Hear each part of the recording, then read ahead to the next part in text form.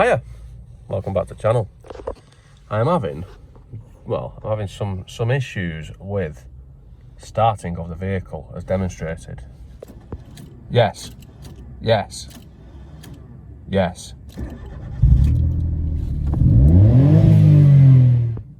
And this is most likely going to be caused by a lazy starter motor. So what I'm going to do in this video is I'm not just going to change the starter motors because that would be too boring, wouldn't it? And I want to be able to do this multiple times when it fucks up again. So I'm going to try and fix the starter motor. So to do that, I mean, you will be able to tell how to change the starter motor off this video because I'm going to take it off and put it on and film it badly doing both. But in between, I'm going to try and strip the starter motor down and change the brushes and clean it up and that sort of bullshit. But, well, like I say, you will be able to tell how to change it, but I'm going to try and fix it. So to do this, I need to remove the starter motor, which means I need to exit the vehicle. I've already pulled the bonnet catch in preparation for this moment. I think I have anyway. Yes. And the starting motor, hold on, put my light on. I've got my light on. The starting motor is... yes. That could be my issue there, that connection doesn't look great, but unlikely. Right, go around on the side. Starting motor is there. And this is going to be awkward to film because it's a bit of a shitter, but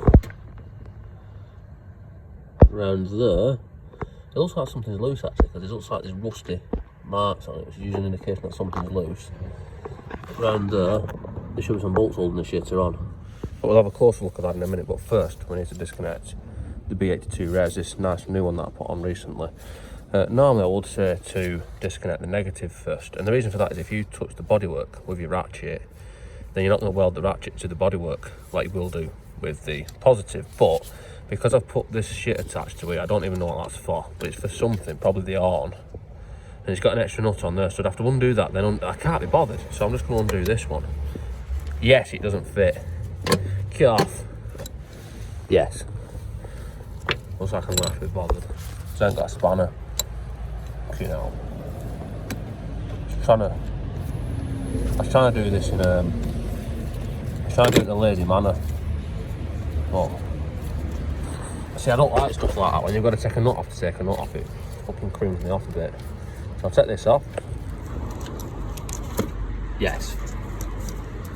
And then we can safely remove. Can I always tighten that up? Look at that, it's all spinning. Right. And now I've just deleted all the settings out of my stereo and everything, so that is pretty good as well. But the B82 res is disconnected, so let's have a closer look at the bolts that we've got to take out to set the starter shitter off. And I'm not sure how well you can hear me because I've got the phone stuck down back at engine, but if we look there, we're going to have to take that bolt off, which we get from one side. So that one.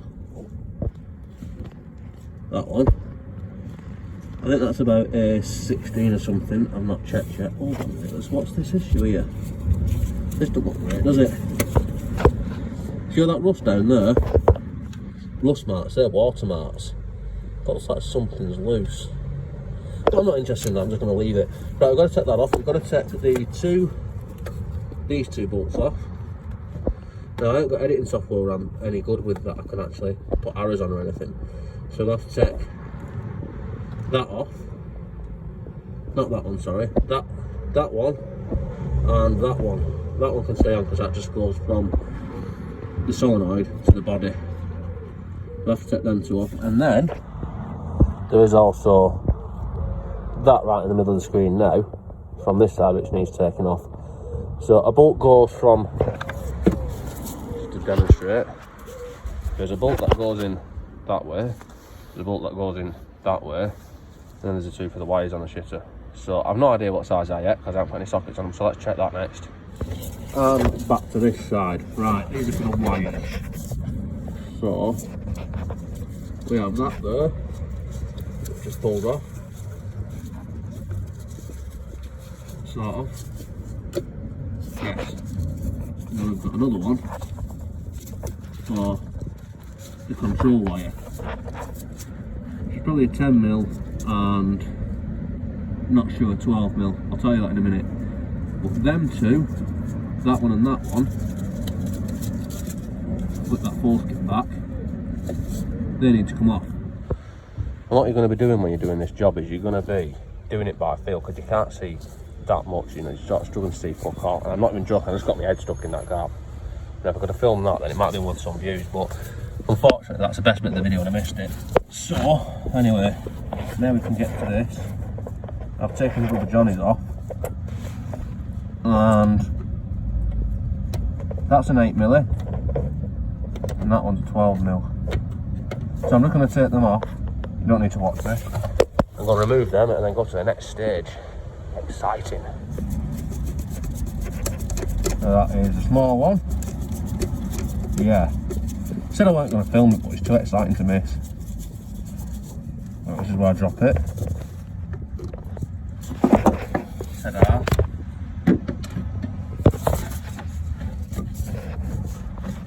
So that is one wire, and that's a 12 which needs taking off. And then this one, the other one, is a 12mm. And this is the reason why you need to disconnect the battery, because it's always connected to the battery, this one. It's not a constant live, it's not a permanent live, because it's DC. I think I mentioned before, you don't have live in a DC, but it's constantly got a feed to it. So that's why I need to disconnect the battery. Now I'm going to undo that shitter and then return. And mine doesn't actually feel too clever. It feels like the fuck's turning round and round inside like it's fucked, but hopefully a bit of hammer action might free it off instead of spinning it. Sometimes that does work. And it'll make the job easy, so I'm just going to buzz the shitter off. Yes. Yes. And I've mentioned this before actually, that felt like it was going to snap, because when you use an impact gun, sometimes you can undo stuff that you would normally snap. I mean, an example at work, normally wouldn't put spark plugs in or take them out with an impact gun. But I had one yesterday, which when you're trying to twist it, it's twisting the whole thing. Whereas these put a different kind of force on it, they get a lot more torque on it without putting the same sort of twist force on them, because they use a hammer action. So sometimes you can get stuff off with an impact gun, which would otherwise snap. I mean, heater plugs you can do it sometimes. So before people say, oh yeah, there's an impact gun, it's too fucking strong and it's got a 6A battery and it's going to snap shit. Sometimes it's easier not to snap stuff with an impact gun. Hey look, there I am in the reflection. What a nice looking guy he is. Right, anyway, let's get on to the next shit. We have another bolt to remove from this side. I think it's that one. Is it that one? Looks like it should be that one. I'll feel it with my hand in a minute. I'm pretty sure it's that one, and it is a 12. No, it's a 14mm that. Yes.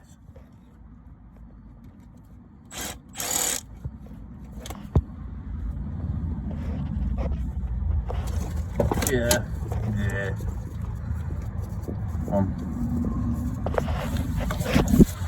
14mm voltage. And now all that is left to do to remove it is the bolt on this side, which is also a 14mm, but I'm struggling to get the impact gun in there, so I'm reduced to using, you know, fucking plebeian tools. Yes.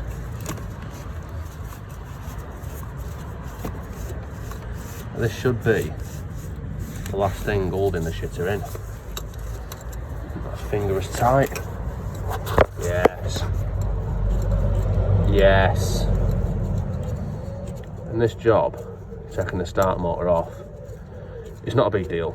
Even with filming it, it's taken me about 20 minutes or something.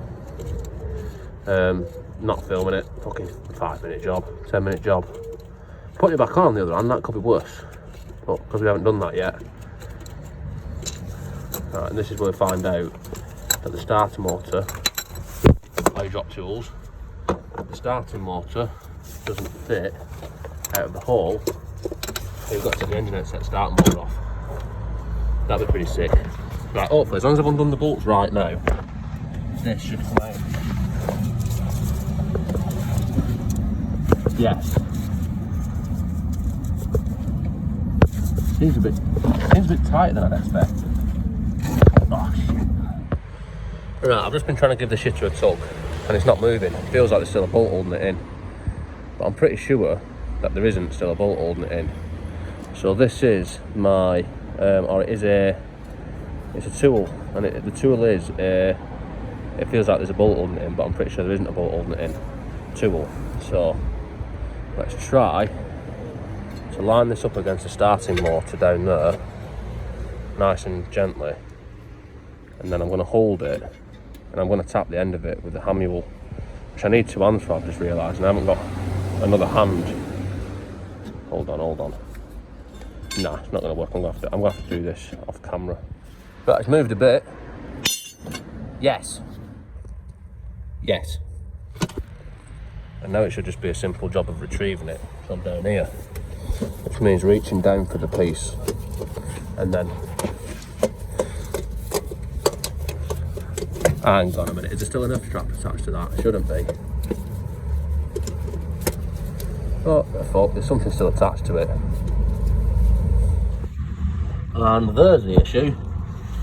I haven't taken a plastic clip off. So I'm not going to be able to demonstrate how to do that, I don't think, but it's one of them where it's a little clip. There's a hole in the metal bracket. The clip goes through it, it's got 2 barbs on it, so you need to squeeze the 2 barbs and then pull the plastic clip out of the metal hole. And with a bit of pulling and manipulation and fucking about, it does come off. Try and sort of show what I mean. There is 2 barbs, one on each side. So there's a barb and there's a barb. So, I mean, I managed to do mine with my fingers because it's a bit fucked, but you might have to get a screwdriver into it or something on yours. But I just wiggled it and pulled it and squeezed them in, and it came off. So, put the wiring back down there so I don't lose it, because the next person that wants to use it. Then let's get the starting motor and retrieve it. Treasure that it is. Right.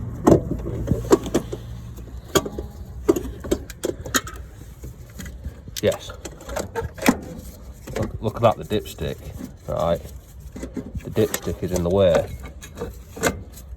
making it a bit awkward. And there's one starter motor removed. All that rust on there, that's probably because my clutch is a bit shagged. But that's a job for another day. Anyway, let's go and see if we can see the brushes. And to see how the brushes are in here. Now, I'm going to show a bit of demonstration on how this shitter works, but you've got that as a positive all the time, which is what I was saying before. That one is when you click the start motor to turn, that goes positive, and then it pushes this solenoid, signals that to work, and powers it up, and then as that moves, it throws that shitter there, it throws it that way, which then meshes with the flywheel, and then it turns, which is the brushes are in there.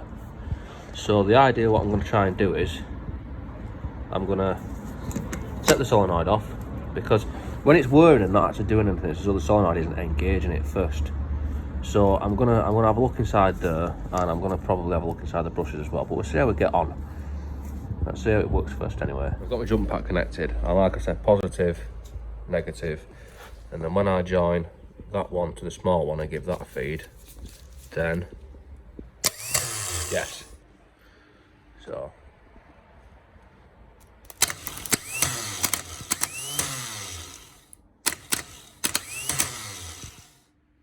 as I was saying, it throws the shitter out, which I'm not sure is working properly. Anyway, let's try and take the shagger apart and see if we can make it more functional. I can't actually remember the last time I took a car starter motor apart. I take bike ones apart quite a bit because I work on bikes, but car ones I haven't done for a while. But first, when the solenoid connects and it throws it out, it also joins them two together. So that is the power going to the brushes, but I need to take that off because, well, it's not going to let me move it otherwise. That's a 13. Yes.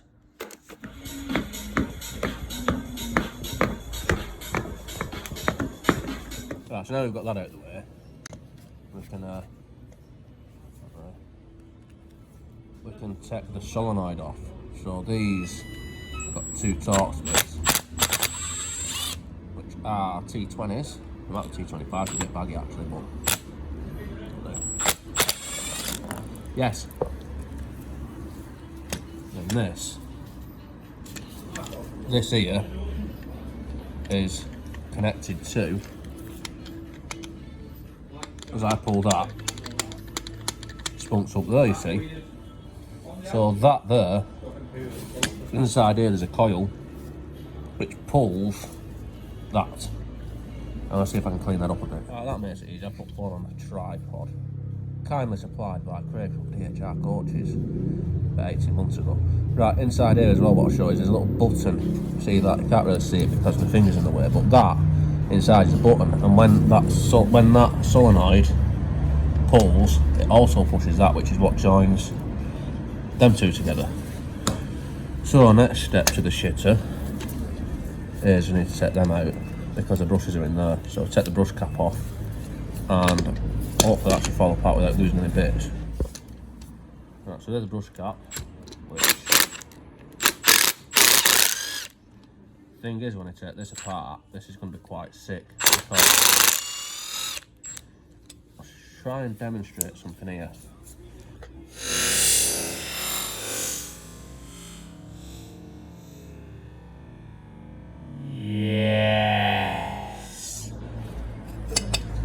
Yes. What we're trying to demonstrate is when you're taking it apart. Fucking hell, what the fuck's that? When you're taking it apart, the brushes in there, which actually look okay size wise, so this should be able to clean up. Commutator looks a bit shitty. Because if you pull this out of there, then you will never get that back in like that. I'll show you how to do that in a minute, but first I need to get that off there. I need to mark this up now, which I should have done before really, but I need to put a scribe mark on it so it goes back right. Like so, should have done that at the start actually, but before I take this off of here, which needs to be tapped by the look of that, let's get the correct tool for the job.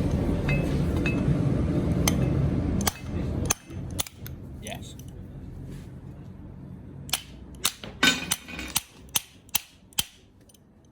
Go in.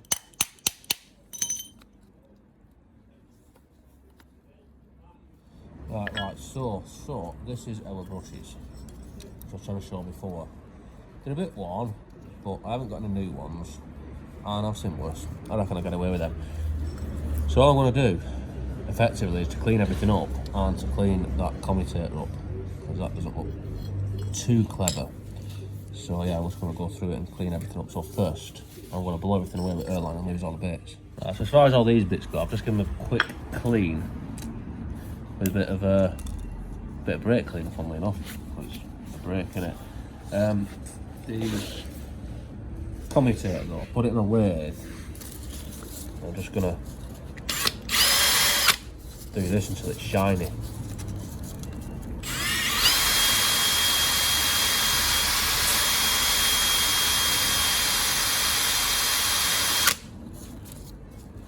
Getting there. So as you can see now, I've turned down the commutator to find a fresh new layer. Now, when you, yes, and then dropped it and damaged it probably. Sick. When you do this, wrong button, when you do this, sometimes one of the best things to clean them up with is actually wire wool, because it gives them a really nice shiny finish, but you've got to watch out when using that, because bits of wire wool go inside, and it's full of electricity in here, and then wire wool will arc out on it, or possibly. Anyway, that's as clean as it needs to be, I think. So the brushes, like I said, the brushes aren't perfect, but there should be enough life left on them. I'll give them a bit of a clean up as well, and then we'll put the shagger back together. Right, so let's attempt to put the shitter back together. If you notice here, these brushes, I've taken the springs out, pulled the springs out, because then I can push this sort of be lovingly inserted into the, oh yeah. Right, and then I can put the brushes in like that. That goes like so. Something like that. And then once the brushes are in, I can put the springs in. Like so. It should be something like that. And this goes over the top.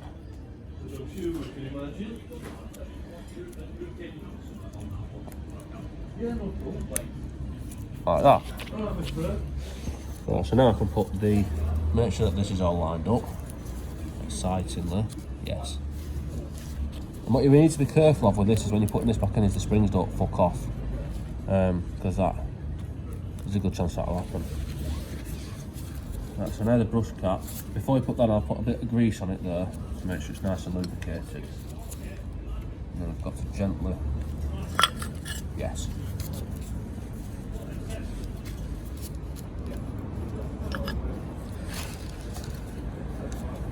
Just carefully line it up.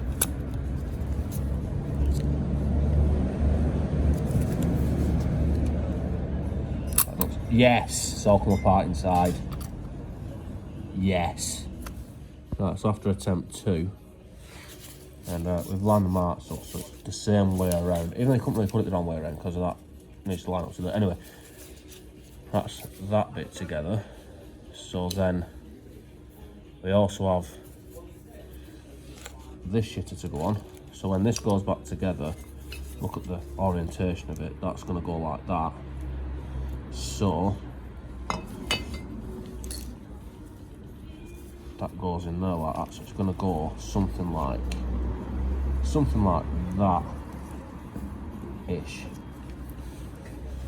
Right, so this is a bit awkward doing this the way I am because I'm sort of leaning down at it, but I put a bit of grease in there as well. There's a burn inside there, so I put a little bit of grease in there, not a lot because then it goes over everything and you don't want lubrication on everything that it doesn't want lubricating. Sometimes there is such thing as too much.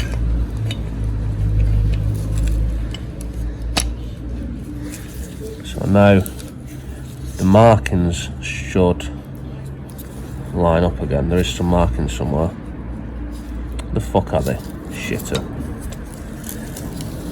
Oh yeah, the marks line up. So that goes like that, and this somehow fits back in here that way around. Looks like I've got to put that in first, haven't I? Just to make it awkward. Sick. So make sure I don't pull it out. Fuck off. Fuck off.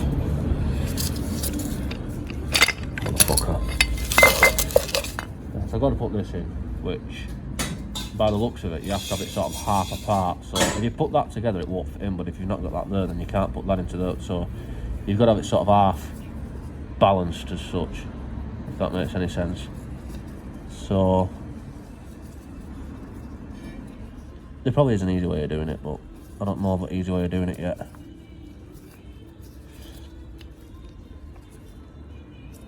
And I'm getting my fingers getting a bit squashed now as well, which is also quite sick. Yes. Right, it wasn't actually as hard as what I was making it look. I'm sort of like, the phone's pointing at a patch on the floor and I'm sat next to it sort of bent over to one side. So I just actually did it like a normal person. And did it in front of where my eyes are, and I could see it a lot easier.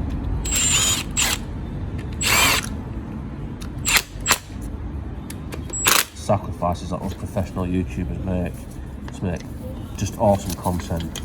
Anyway, that's still working well. So put the solenoid back on to see if the shitter works all together. Right, I put a thin smear of grease on there as well.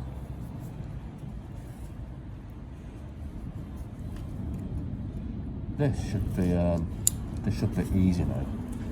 Probably won't be, but it should be. Actually line this up quite nicely and put the 2 screws back in.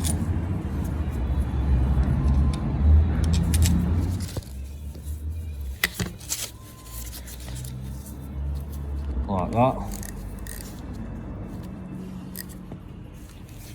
And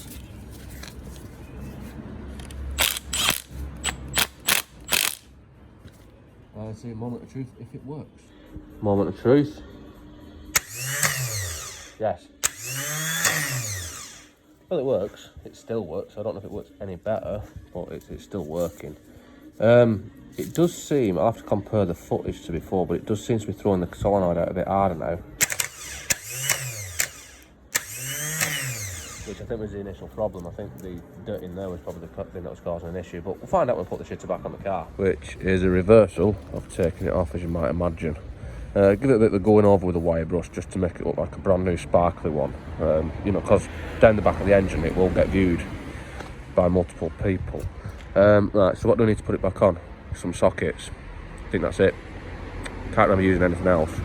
Use this socket set, which is actually the first and probably best thing I've ever bought off the Snap-on van. Bought this 20 years ago or something, and it's just sick. Anyway, start motor needs placing into where it came from, so it's not that tight actually. So that goes well where it came from, sort of self-explanatory. Which is somewhere around there, and then there's that hole there which I'll have to put one of them bolts back into whilst holding it from one side of the car to the other side of the car, which, as you can imagine, is quite exhilarating. So I'm going to do that because I need another pair of hands really, but I'll just put that bolt in nice and lovingly. Right, so I've put that bolt in just with me. Where's Cadbury's finger is a little bit loose, so it can be moved around. So now I need to go around the other side and then put, see if this one can show up.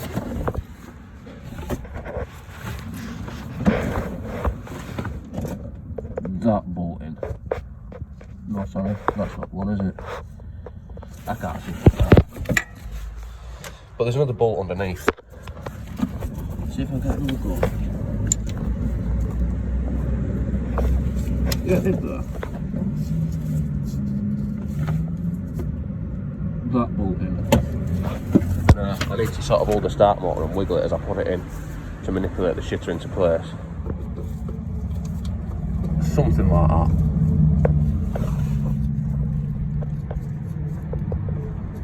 You can see anything what's going on there, but just putting a bolt in. And then when both of them are in, then you can tighten them up to the correct torque settings, which is somewhere about a bit more than that. And then the same for this one. Click.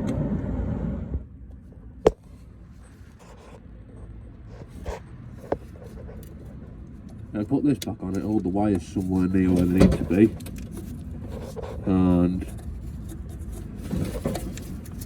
hang on.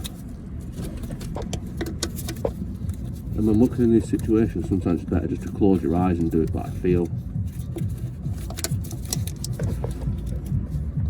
Which is what I'm doing now. You can probably tell by how fucky about it I'm doing it. Fucking hell. I think I need another hand, but that needs putting on. Is that it? Is that it?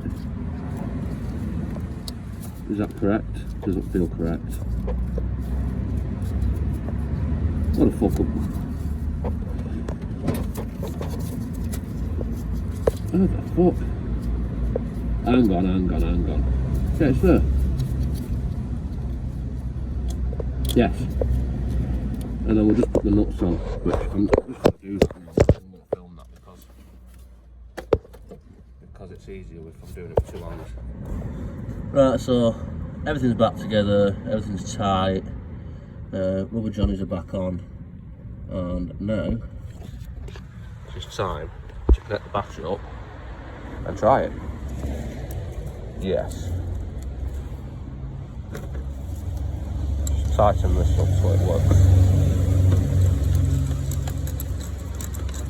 nicely. Now the moment of truth. Yes. Yes. Yes. Yes. Great success! So rather boring, that does seem to have worked. I've connected that back up again before someone says that you forgot to connect it back up. Yeah, rather boring, that does seem to have actually worked. Rather boring and surprisingly. But if you have this issue with your car, I would recommend just getting another starter motor because they're cheap as fuck. I only took it apart because I'm a tight bastard. And you know, I'll just park on hills for a bit until I can have some sort of faith in it. But I mean, it's never not started before. It just sets a load of attempts and doesn't engage the bendix, you know, doesn't engage the pinion. So now it just seems to be doing that every time. Anyway, that is all for this video. Don't forget to like, comment and subscribe. Mainly comment because it gives me something to do. But yeah, don't forget any of that shit. And I'll see you next time.